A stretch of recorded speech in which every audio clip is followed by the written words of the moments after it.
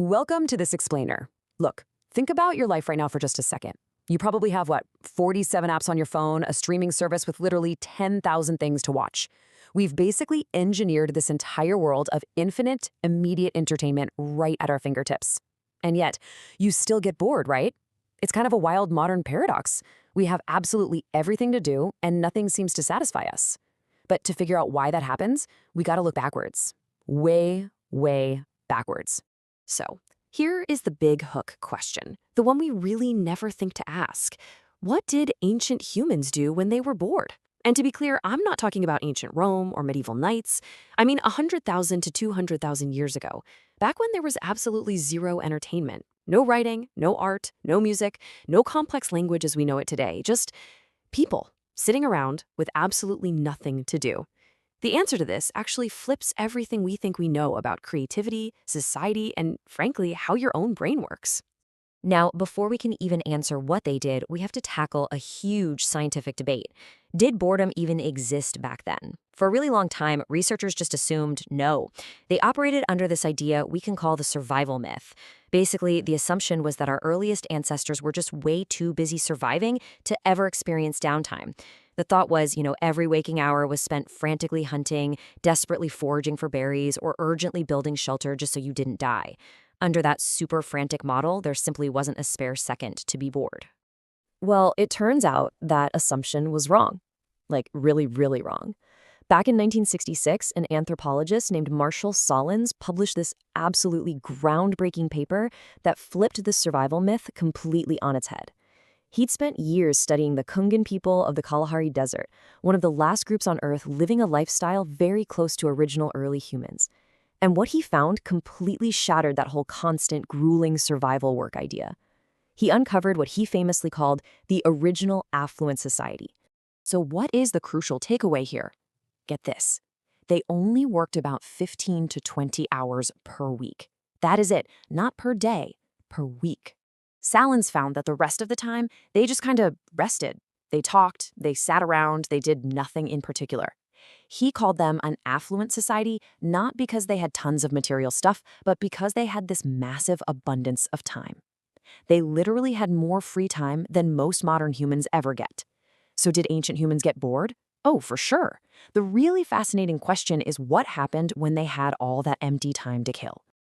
When we trace this history, it reveals some truly incredible human inventions that were born entirely from having nothing to do.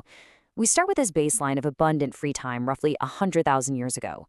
But then, as we move forward to 75,000 and 40,000 years ago, we see the birth of the very things that define human culture, specifically art and music. And the evidence strongly suggests these weren't invented out of pure survival necessity. They were born out of sheer, unadulterated boredom. Let's actually dive a little closer into that first major milestone. This discovery by archaeologist Francesco de Errico in Blombos Caves, South Africa, is just mind-blowing. We're looking at shells dating back 75,000 years. They had these tiny, meticulous holes drilled right through them, and they're coated in a pigment called red ochre.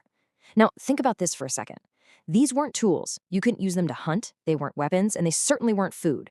They were just beads. Someone, 75,000 years ago, sat down with literally nothing better to do and spent hours upon hours carefully drilling holes into shells with a piece of stone just to make some jewelry. Talk about a seriously slow afternoon. It brings us to this incredibly profound realization. Necessity didn't invent art. Boredom did. I mean, imagine the absolute patience required to do that. Drilling through a thick shell with a stone tool. No electricity, no metal, and definitely no shortened attention spans from a lifetime of modern entertainment.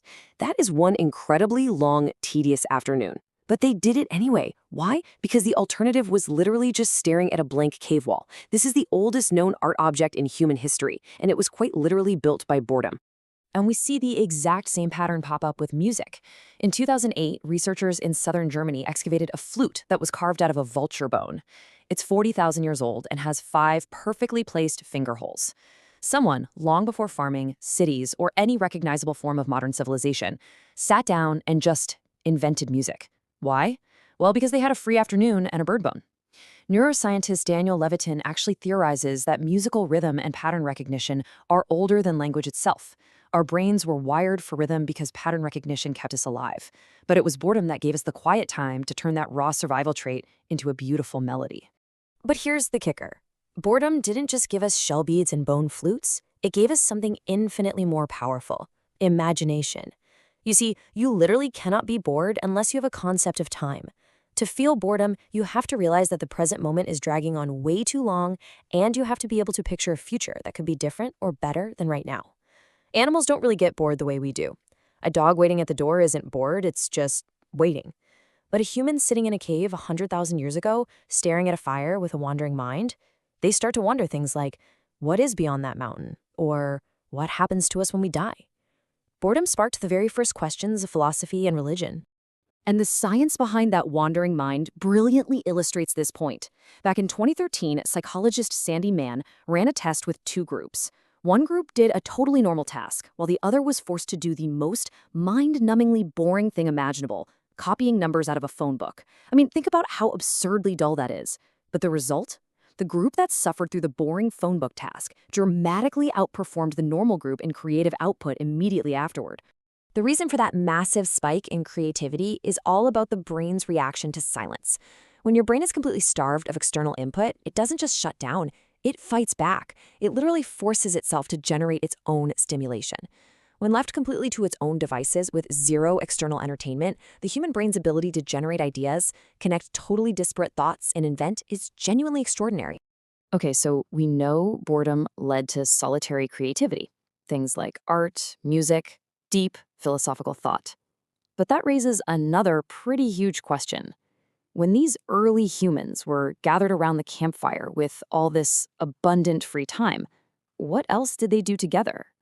Well, they talked, but what did they actually talk about?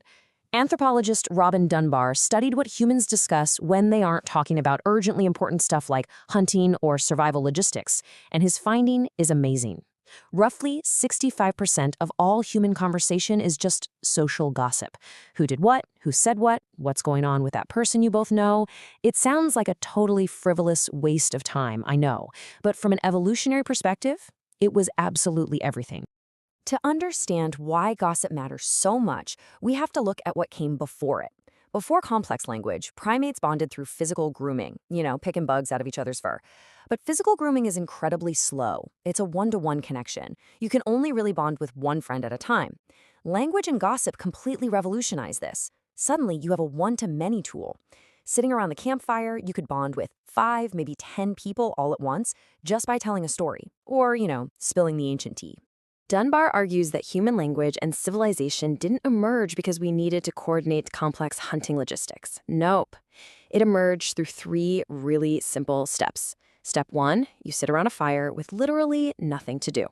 Step 2, you start gossiping and telling stories about other people in the tribe just to pass the time.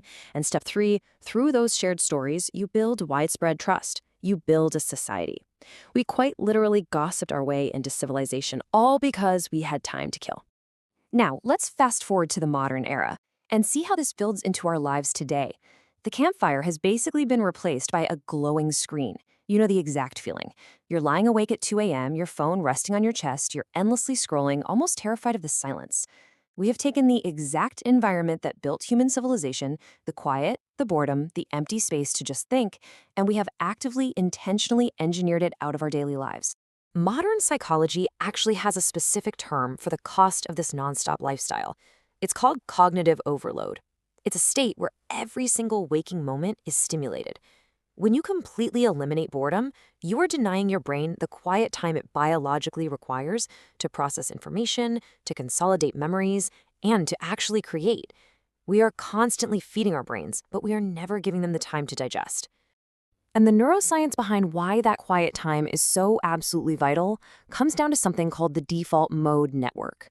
Think of this as your brain's quiet time engine. It's a very specific, highly active neural network in your brain that literally only turns on when you are doing absolutely nothing. If you're intensely focused on an app, it turns off. If you're watching a screen, it turns right off.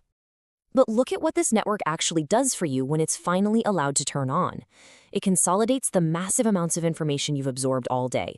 It drives deep, profound creativity by connecting totally random ideas. It fosters intense self-reflection.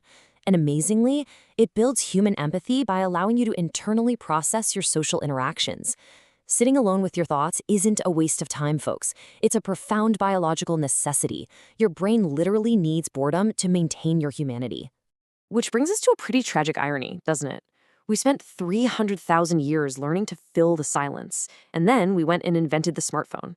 We spent millennia using our wandering minds to invent art, music, religion, and complex language just to fill that quiet void. And now that we've invented a tiny device that fills the void instantly, we constantly suppress the very wandering mind that made us human in the first place. So here is the big takeaway from this explainer. Every single time you choose to put your phone down and just sit with nothing for a moment, you are doing the exact same thing that early human in the cave was doing. You're activating the exact same neural network that carved the first bead, that fashioned the first bone flute, and that looked up at the night sky and first asked, why? Embrace the boredom. Let your mind wander. You might be completely amazed at what it creates. Thanks so much for joining me today. I want to leave you with a quick challenge. Put down the screen, sit in the silence, and just go be